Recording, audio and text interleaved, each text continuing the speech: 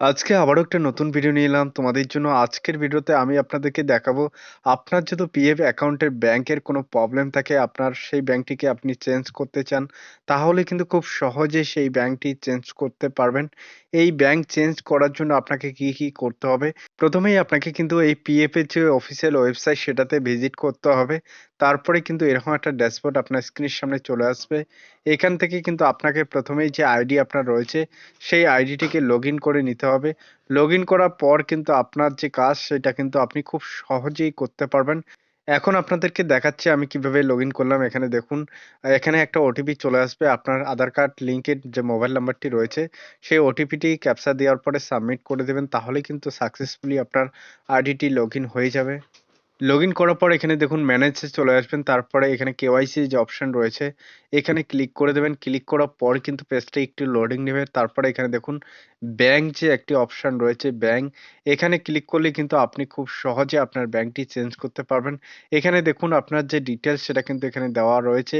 UN number রয়েছে। এখানে আপনার দেখুন ডকুমেন্টস টাইপ কি রয়েছে সবকিছু কিন্তু এখানে দেওয়া রয়েছে। ব্যাংকে ক্লিক করবেন।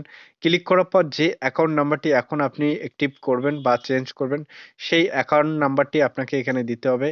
যে ব্যাংকের অ্যাকাউন্ট নাম্বারটি আপনি এখানে অ্যাক্টিভ করতে চান, এখানে দেখুন ব্যাংক অ্যাকাউন্ট নাম্বারটা অবশ্যই ভালো করে দেবেন। তারপর এখানে কনফার্ম ব্যাংক অ্যাকাউন্ট নাম্বারটি আপনি দেবেন। দেওয়ার পরে এখানে আইএফসি কোডটা এখানে এন্টার করে দেবেন। আইএফসি কোড অবশ্যই কিন্তু আপনাকে ভেরিফাই করতে হবে। তাহলেই কিন্তু আপনার যে এখানে কাজটি সেটা কিন্তু সাকসেস হবে। না হলে কিন্তু হবে না। অবশ্যই এখানে দেখতে পারবেন। এখানে দেখুন একটি বক্স রয়েছে, এই বক্সেও টিক করে দেবেন। তাহলে আপনি টার্ম অ্যান্ড কন্ডিশনটি অ্যাকসেপ্ট করলেন। এখানে দেখুন ভেরিফাই আইএফসি কোড যে অপশন রয়েছে, এই আইএফসি কোড ভেরিফাই করে নেবেন। এখানে দেখুন, এখানে যে আপনার যে আইএফসি কোড সেটা কিন্তু ভেরিফাই করা হয়েছে। এখানে দেখুন ব্রাঞ্চের নাম এখানে শো আপ করছে এবং এখানে দেখুন ব্যাংকের নাম কি রয়েছে সেটাও কিন্তু এখানে শো আপ করবে। আপনার স্ক্রিনের সামনে আপনি খুব সহজে দেখতে পারবেন। সবকিছু দেওয়া হলে এখানে সাবমিট অপশনে ক্লিক করবেন।